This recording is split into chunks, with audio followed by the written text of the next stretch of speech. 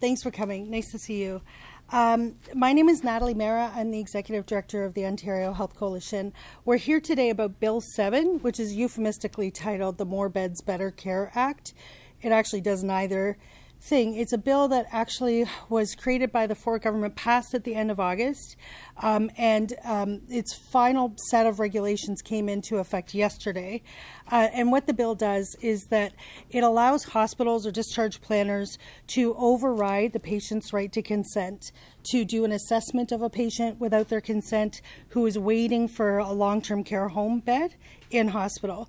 They can assess the patient without their consent. They can fill in their application paperwork without their consent. They can share their personal health information with a whole array of long-term care companies, for-profit, not-for-profit, and other healthcare provider companies without their consent.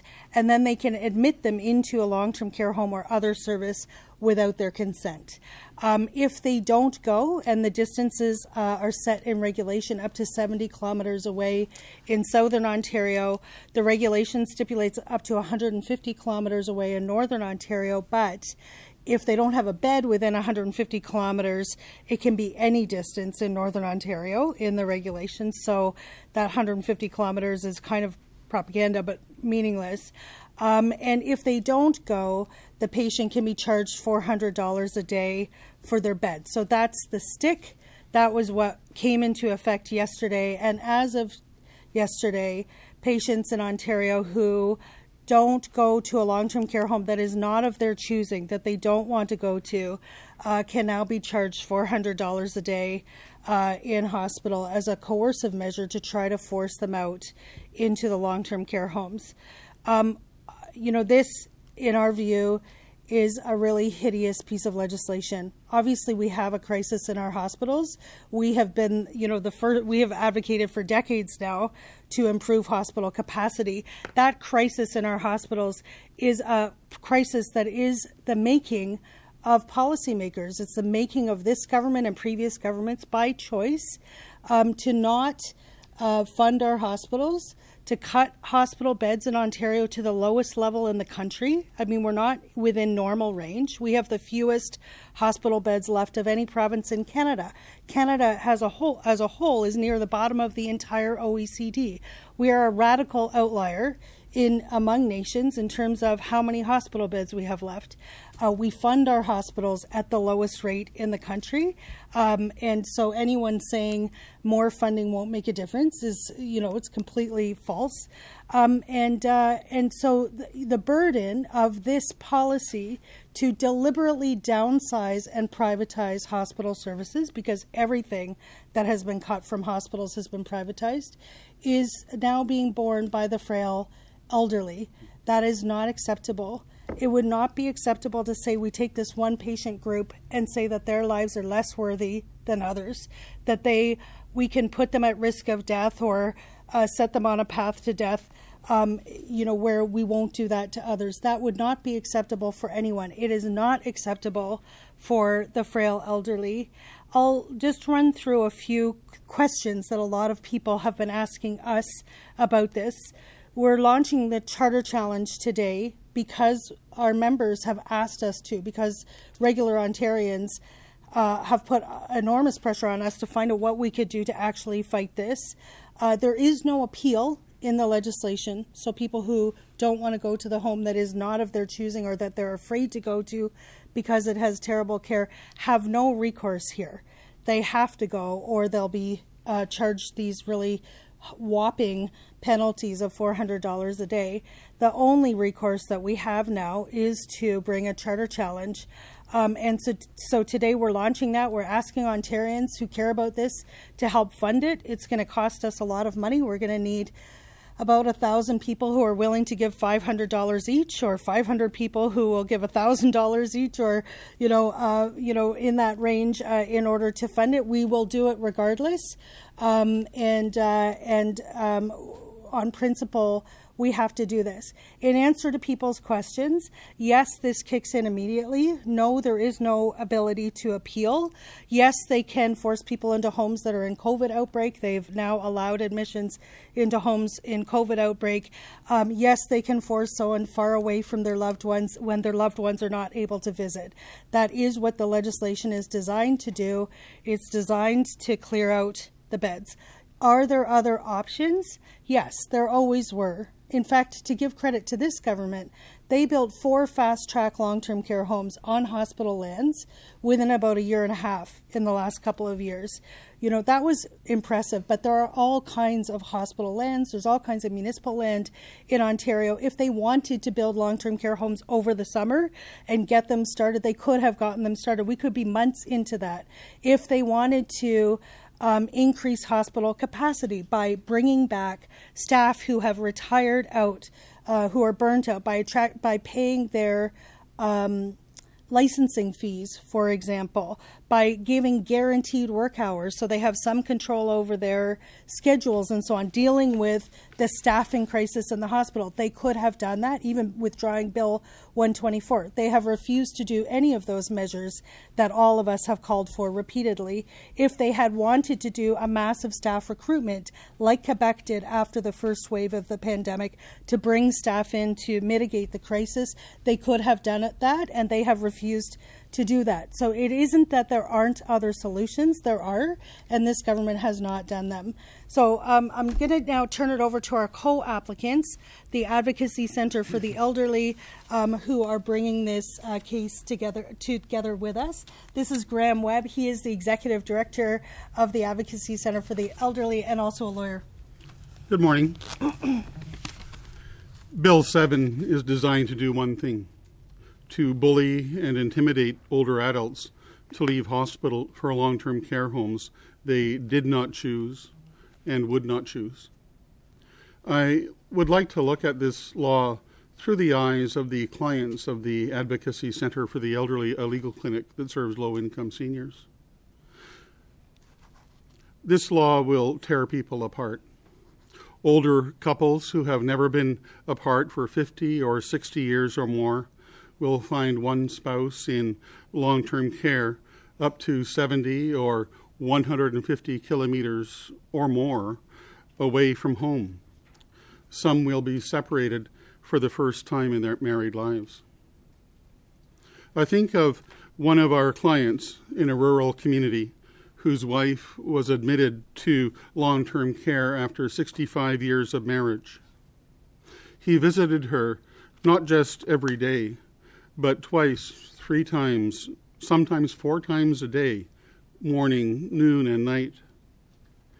He was there to help her with her meals, to provide care, to keep her company, and at times to kiss her before she went to sleep at night. If that woman had been admitted to a home up to 70 or 150 kilometers or more away from their home, her husband, who did not own or operate a motor vehicle and did not have the means to purchase transportation, would have had a great difficulty seeing her frequently or at all. These are often life sentences. The waiting lists for long-term care are such that our client's wife might never be transferred from a home she would not want to a home of her choice. Many long-term care residents will die in an unwanted home before they reach a home of their choice.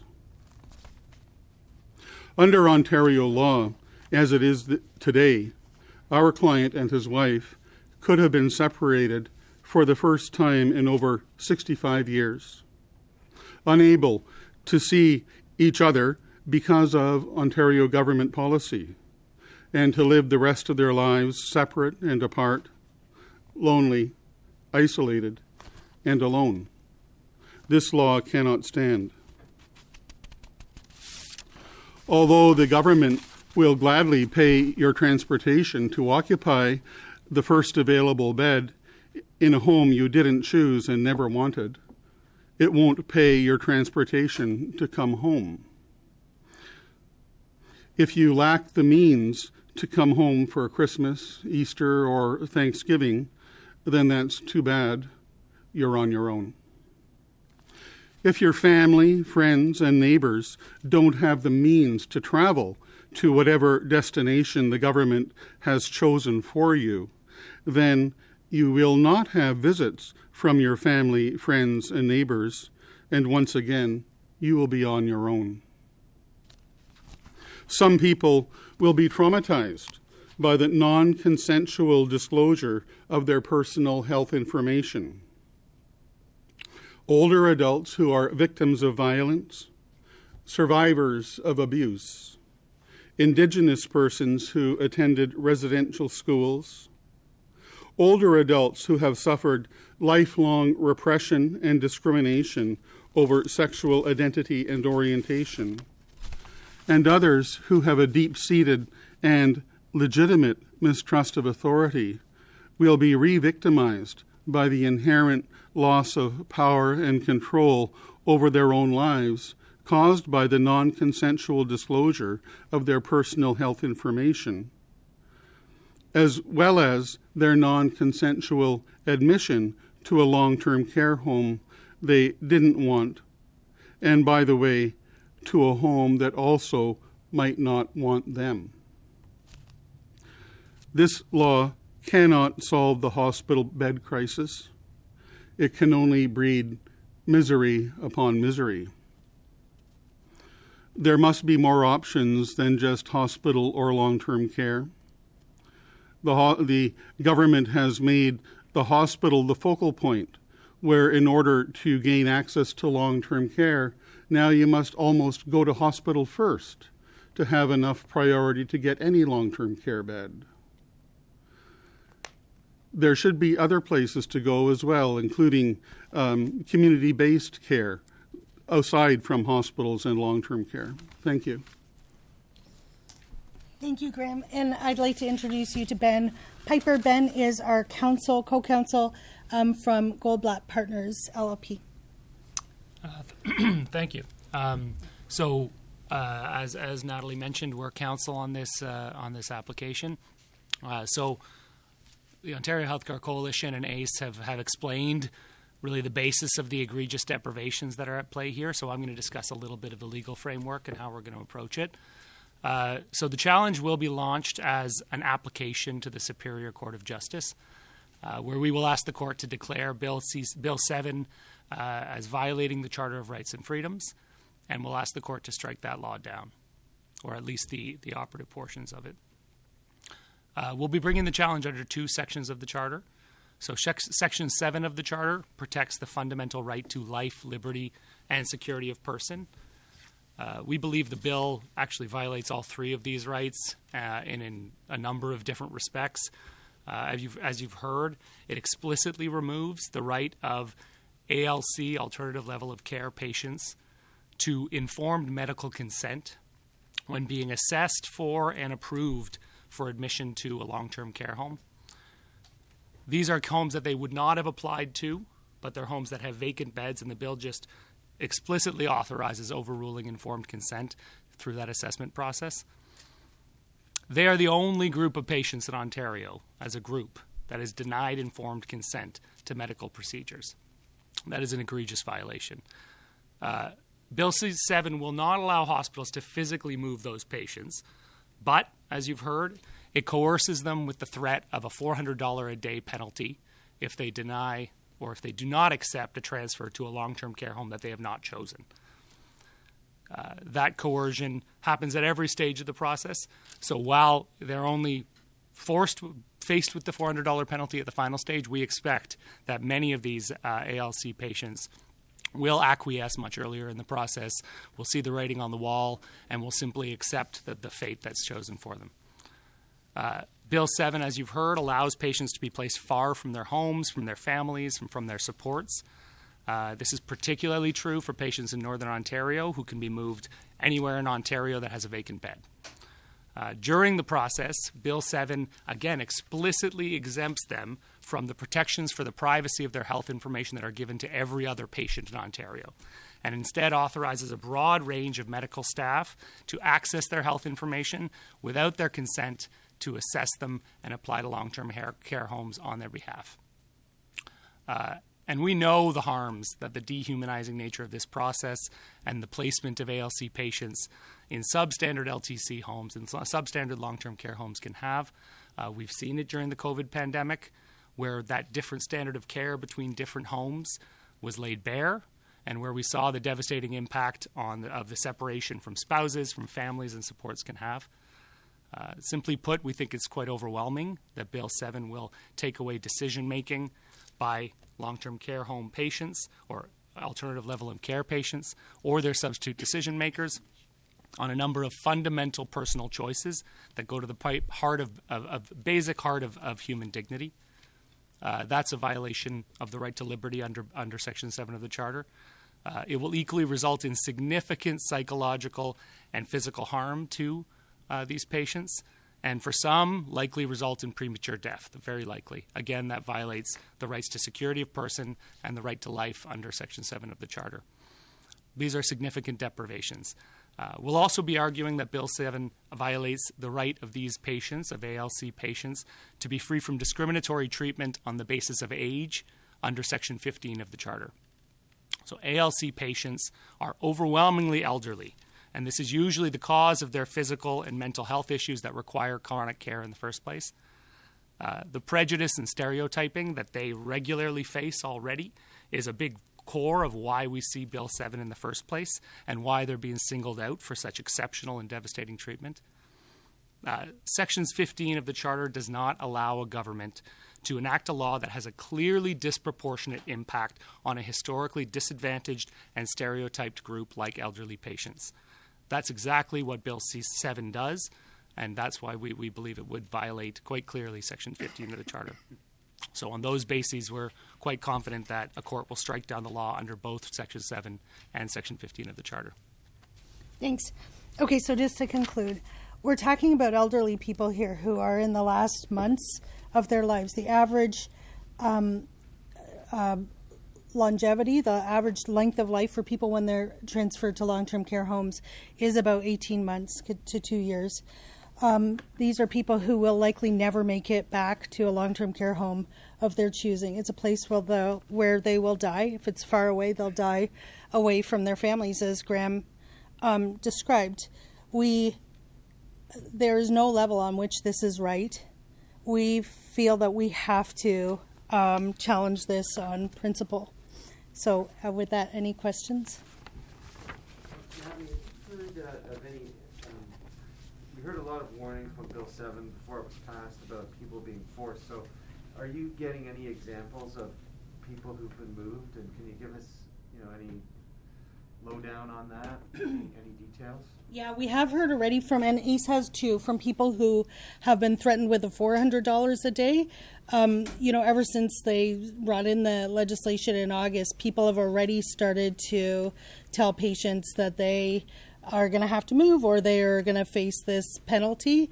It has been a problem already that people were moved. What's new in this legislation is that they were coerced, What's new in this legislation is that they can do all of this without their consent, move them to a place without their consent that is huge distances away. So that has happened, and it is happening right now, yeah. And we actually asked by email and Facebook, and I'm just looking at our staff because we need to actually go through and make sure we have some people available for media from those lists, from people who've gotten back to us. And I'm also wondering, do you have a number of people who've been moved so far, kind of against their will? Well, no, and I think this is the problem. One, like Ben said, from the very beginning of the process, people are going to be threatened with a $400 fine. So they're going to acquiesce fairly early on, even though it's a place that they're afraid to go to or, don't want to go to, either because it's far away or because it has a terrible reputation for substandard care. They'll have to acquiesce. I mean, people won't be able to afford the $400. Yeah, the only thing I'd add to that is realize that acquiesced consent is not consent normally. So what the bill does is it exempts these patients from the normal obligations to get informed consent from a patient before medical treatment is administered, because that would never pass any kind of recognition of normal consent. Do you have any kind of a court date for this to be heard yet? No. I mean, do you want to answer that now? No, but I think you were talking about if we push it, we're going to try and move it forward so it's heard within the year, right? That's what we're... I think it's hard to predict court deadlines. Typically, we're going to file, certainly, as soon as possible. You haven't filed yet? So the regulations have just been launched today, so we're assembling that, and we'll file very shortly. But no, we have not filed in court yet, but we'll be doing that very shortly. After that, there's typically you'll have some kind of case conference with the court to determine what the government needs to assemble this evidence, and that'll determine the court hearing schedule. But certainly we'll be pushing for it to move as quickly as possible. Is the $400 the day the kind of the key, because the law came into effect 2 months ago, but you waited till now to file the challenge? Like, is it? Yeah. Well, the reason is that September the 21st, they actually passed the law really fast, right? It was passed in August. It was passed extremely quickly, no public hearings, and then they brought in the regulations. They introduced the regulations September the 14th, as I recall. The regulations came into effect September the 21st, so again, extremely quickly. And the first set of regulations was the overriding of consent that started September 21st, and then November 20th is the $400 a day. We had to get a legal opinion. We had to go through our boards. We had to figure out how we were going to raise the money, etc. So it's taken us till now to be in a position where we're going ahead, no matter what, we're going ahead with this unless the government withdraws the legislation and those offending principles, and acquiesces that this is really wrong, fundamental violation of their rights. So just following up on Rob's question, between that sort of September 21st and today, have you heard of anybody who's been moved against their will? Yes. Well, coerced. Like, they in the end they have to acquiesce. They can't, tie them up and take them out. Do you have Yes. a number? Like how? We don't have a number. We just have the people that have contacted us and the people that we've put out a call for people to contact us. There is no, I don't know who's tracking. Like, possibly the Ontario Hospital Association might be tracking, or hospital by hospital, or possibly the ministry. As far as you know, this is not very prevalent. Well, there are 18, by the last public number put out by the government, as you know, there were 1,800 patients who are potentially in this position, 1,800 people waiting for long-term care home beds in hospitals. So any number of those could have this happen to them. So, it's a significant number. And of course, once those beds are empty, more fill up, right? And then those people are subject to that same provision. So we're talking thousands of people, ultimately, for sure. Now that there's a consistent fine, do you fear that these transfers are going to pick up? Is that the concern? Well, under the regulation, they're required to fine people the $400 a day, so they're required to levy that. But there were fines that could have been levied before. This just makes it $400 when hospitals. I'm sorry, I didn't hear the question. There were saying that fines could have been levied before for patients who didn't want to leave hospital, deemed ALC patients. So this is making it consistent $400. I think you're asking is there were fines levied before this legislation? Right. And so Well, they aren't actually fines. They're bed charges for uninsured hospital beds. And in our opinion at the Advocacy Centre for the Elderly, those charges are largely unenforceable, but we're not aware of any authoritative court decisions answering that question.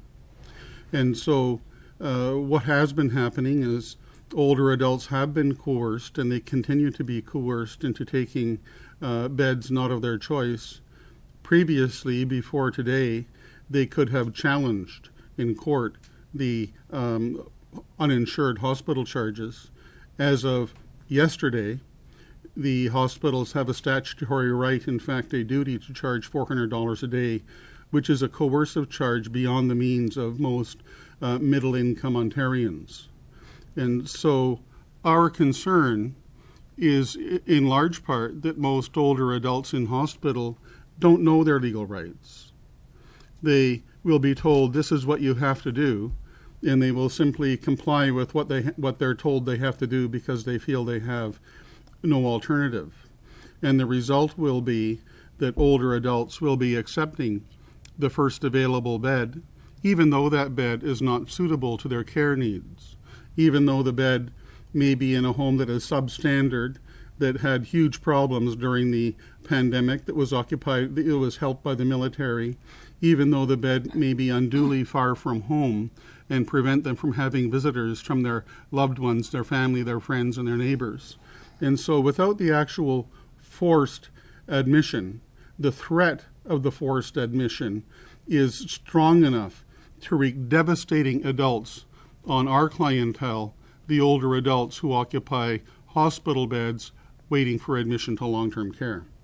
And I was just going to say one thing that I think is critically different between this and any prior regime is that if you were to go and tell a patient prior to the enactment of this law that if you don't accept this medical treatment, we will fine you $400, that would be manifestly invalid consent.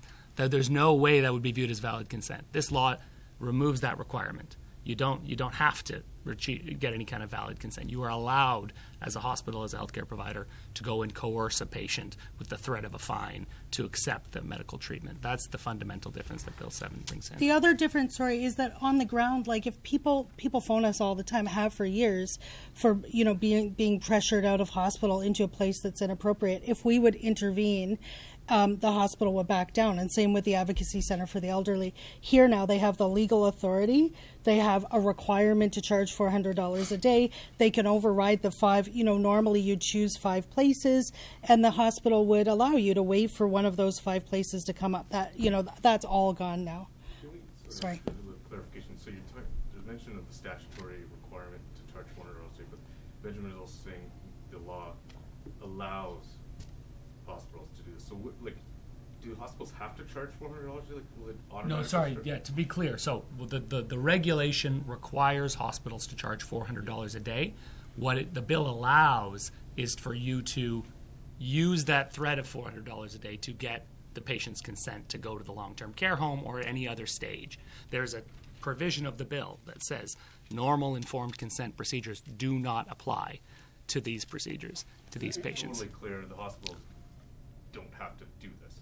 Don't have to. Well, they have to charge someone $400 a day if they don't accept a transfer to a long-term care facility. But it's true. Do they have to? Does the bill force them to identify patients? Not actively. No, it does not. It does not say hospitals have to do that. It allows them to. It gives them that power to coerce someone with a $400 fine. Yes. And may I say this law will disproportionately affect older middle-income Ontarians. Older adults who own a home, who have an RRSP or a RIF or some small amount of retirement savings, whether it's $10,000 or $500,000. Those are the people who, when faced with a threat of a $400 per day hospital charge, if they refuse to go to where they've been designated to go, those are the ones who will see their life savings depleted, their homes put at risk, and loss of everything they have. Peut-être que je vous entends en français sur l'argumentaire que vous comptez mettre de l'avant, particulièrement avec la section 15. Donc, ce serait une violation, une discrimination basée sur l'âge? Oui, exactement. Donc, l'article 7, ça protège des violations du droit à la vie, la liberté et la sécurité de la personne. Et puis, l'article 15 de la Charte, ça protège contre, ou c'est une prohibition contre la discrimination en vertu de l'âge. Et vous voulez que j'élabore un peu sur l'argumentation? Donc, les violations de l'article 7 sont fondées sur le fait que les patients âgés, les patients qui peuvent être transférés à une maison de soins de longue durée n'ont plus de droit d'avoir leur consentement informé à une procédure médicale. Ils peuvent être transférés à une maison de soins de longue durée qui est loin de leur maison, loin de leur support dans la communauté. Il leur permet d'avoir leur information privée, leur information de santé privée, peuvent être partagées à n'importe quelle personne ou un grand nombre d'individus dans le système de santé. Et puis, évidemment, il y a des impacts sur leur santé mentale, sur leur santé physique, avec le fait qu'ils peuvent être transférés à des maisons de soins de longue durée qui peuvent avoir un record, une expérience qui est beaucoup plus moins fort que des autres. Sur le côté de discrimination, c'est le fait que c'est un groupe qui est évidemment qui est largement des patients qui sont âgés et c'est la raison qu'ils sont le sujet aux stéréotypes et à la discrimination en général. Et puis ici, ce qu'on voit, c'est que ce groupe spécifiquement perd le droit au consentement informé aux procédures médicales et ils perdent leur droit à choisir vraiment où ils veulent habiter, où ils veulent recevoir leurs soins de santé. Can I just ask a question on another note, if you don't mind? Is the Ontario Health Coalition supportive of masking recommendations? Yes. What do you think of Ontario's Chief Medical Officer of Health apparently not following his own advice? I was horrified to see that. I mean, you would hope that chief medical officers would model the behavior that we're asking other people to follow. It was sad. But he now says it should be up to you to make that best judgment. Does that not make sense? Well, given the state of the pediatric hospitals and the adult hospitals, I mean, the adult hospitals have fallen out of the news because the pediatric hospitals are in such, chaos in the emergency departments and the ICUs, but they are still in unprecedented crisis.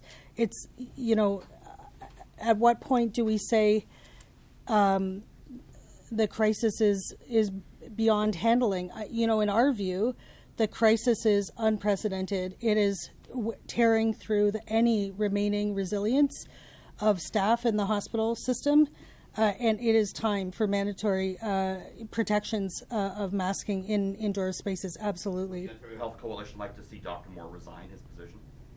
We haven't talked about that as a board. When I have to just say, when I saw that video, I thought, whoa, he has to resign. I mean, yeah, it is not what we would expect of a chief medical officer of health in this circumstance at all.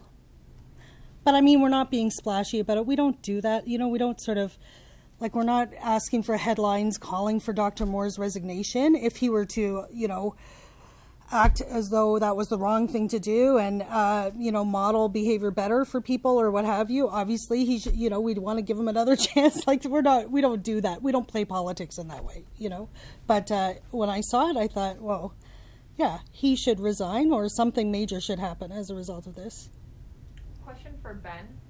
So the government tells us that there are other provinces that have similar policies in place that they've had for decades, and these policies are still in place. So how confident are you that a charter challenge will actually be successful, or are you hoping for a different outcome through a different means through? Well, I'm not aware of any charter challenges to other provinces, and personally I'm not aware of the regime in other provinces. I think I'd say there are some quite significant features of this regime in its explicit overruling of the laws around informed consent and protection of personal privacy that apply to every other patient in the province. Even if there's some regime in other provinces that they feel is comparable, to me that is a quite notable feature. Informed consent already is quite established in charter jurisprudence right up to the Supreme Court as being a protected component of your right to liberty under Section 7 of the Charter. You have a right to decide if you consent to medical procedures. That's basic. And so overruling that explicitly with respect to these vulnerable patients, we think is quite striking. And similarly, the fact that it's such a clear age delineated group that is being targeted for being carved out of the existing legal protections for consent and for protection of privacy, we think is quite striking. And when you look at how this could proceed, is a partial win possible, that they get rid of some little elements but some parts go ahead? How could that sort of proceed? Certainly that's possible in lots of cases. It's difficult to see here, frankly, because I think overruling informed consent in particular is quite core to the way this regime operates. The only way you're able to effectively... I mean, look, the problem they're trying to address for the government, they think, is that people are not moving quickly enough to long-term care homes. And so the way they've decided to fix that problem is to not require them to consent and to give a very effective bludgeon of a $400 a day fine as a way to achieve their consent, to coerce their consent. So, it's hard to see how you find a less severe alternative to that regime. May I add that it's no defense at all to say that other provinces have been violating the charter rights of life, liberty, and security of the person and discrimination for older adults in other provinces for a very long time. If that were the case, then it would only add to the urgency for the court to intervene in this case, to uphold the principles and set down on the charter. If that were the case, but sorry to add in, but Ontario has the fewest hospital beds of any province. Like, we're in a different realm compared to the provinces to our east, outside of Quebec. And we also have a low level of long-term care beds relatively. So like this particular crisis, Ontario is actually a radical outlier, has downsized its hospitals beyond any reason, beyond any evidence, beyond anyone else. It is quite a different context in this province, even if what they're saying were to be true. But they also, all the other provinces have different long-term care regimes, different definitions of long-term care. Like, I think it's very much a stretch to make that claim in the first place. Would there be another way to free up beds, in your Well, opinion? Yeah, we have, like, all across Ontario, we have entire hospitals that are shut down with all kinds of room. Beds are there. They're just pieces of furniture because they are not staffed in an operation. For years leading into the pandemic, like, if you look at Niagara, for example, there's the Welland Hospital, the Fort Erie Hospital, the Port Colborne Hospital, there's all kinds of, in London, St. Joe's, has been decommissioned largely, that hospital, all across the province that exists. So one, the physical structures are even there. But the issue is leading into the pandemic and in the first years of the Ford government, governments cut hospital funding below the rate of inflation. It was frozen for 10 years. Then it was run, below the rate of inflation. So real dollar cuts in order to force the downsizing of the hospitals. That was the plan. And so they were underfunded. We fund the hospitals at the lowest rate in Canada of any province by every measure. So, it is extreme. So one, fund them to open up those unused beds. Now we have a critical staffing crisis that has emerged, as we're in year 3 of the pandemic. And we've put, 2 pages of a list together for the province in consultation with all of the healthcare worker unions and health professionals and physicians that support public health care and so on. Literally 500,000 people that represent 500,000 people, and the government has done almost none of them. The bringing in of foreign trained workers, internationally trained workers, is a whole lot of PR without substance. It's a handful of people, 1,000 in the face of 50,000, 90,000 that we need. But all the other measures they have not done, and they are choosing not to do in order to maintain those budget targets, we believe.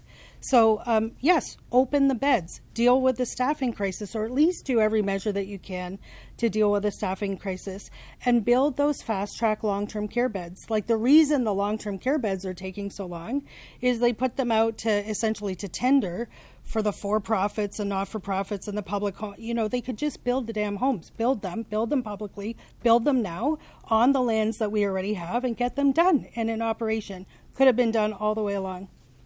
Just have one last question. You mentioned earlier that someone who was forced into a home under this law that was in a COVID outbreak. Just wondering if you could provide more details on that. Last time I looked, I think 150, I'll double check the numbers and give them to you if you'd like, but about 155 of the long-term care homes are in COVID outbreak. Then they changed the definition of outbreak, so as to make it a harder bar to reach, but because you now have to have multiple epi-linked cases. But there are a lot of long-term care homes in outbreak, and they changed the directives and the guidance multiple times. But over the summer, I think it was late summer.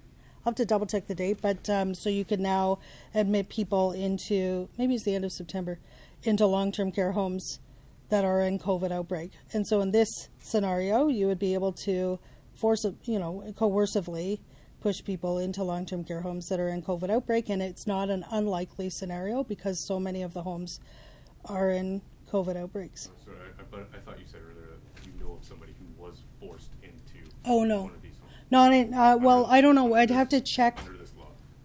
No? I'll need to check and see actually if the homes that they're being moved into are in COVID outbreak. I can look for you. Can I just, Ben, you said that you anticipate filing very shortly. Is that today? Or what day would that be? No, I mean, look, we can technically file by putting in a notice of application. We're looking to make sure we have some evidence assembled, but we expect to file, very shortly. I don't know if we want to, if we can say a specific day at this point, but we're actively kind of finalizing and developing that material. What are we today? 21st. I don't know, Natalie. I think By we're December certainly, for sure. Yeah, yes, I think end of the month is a safe bet. We are very actively You developing. need like a lead client. Well, no, the clients are the two organizations here. But I think I would comment on. I think one of the things that's come up in a few of the questions is who are the people subject to this. And I think one important. I think Graham can probably speak better than I can to the particular group of patients subject. But I think it's important to recognize that when you have challenges like this, where the group being targeted is a particularly vulnerable group, it is one of the largest challenges is identifying, it's very difficult from our standpoint to say what are the number of people who are being coerced to acquiesce to give their consent to then go to a long-term care home that they would have never accepted otherwise. That's an extremely difficult thing to determine, and something we'd hope to challenge the government on very heavily in their own evidence is how many people are really subject to this. But I think Graham can comment better than I can on the people who are coming forward to ACE and to these groups. But these challenges, by their nature, most of the people affected are going to be hidden. They're the most vulnerable groups, and they're being coerced, and so most of them are going to be doing it quietly. Okay. Exact numbers are not easy to come by because hospitals don't self-report publicly on how many people they've coerced into long-term care today, or this month, or this year. But we hear from those people constantly, and we are expecting to hear from many people who are being coerced into long-term care under Bill 7 and who will want to join this action. I just wanted to tell you, we provided 4 things for you. They're there. One is the list of long-term care, just so, like in very real terms, the homes that have beds available are the ones that either no one wants to go to for good reason. They have hideous reputations and really bad reviews and so on, or they're far away. So just we put together a list of the 10 homes with the longest wait list and the 10 homes with the shortest wait list in each region of the province. You'll see that the military homes, the ones that the military went into, are on that list, that most of the ones that with the longest wait lists are the public and the not-for-profits. Most of the ones with the shortest wait lists where they might possibly be taking these emergency admissions are the for-profits with the really terrible reputations. We also gave you just a brief from the lawyers, the legal opinion, and a briefing note on fact checker on the government's claims about it, just in case that's useful. Okay, is that it? Thank you very much.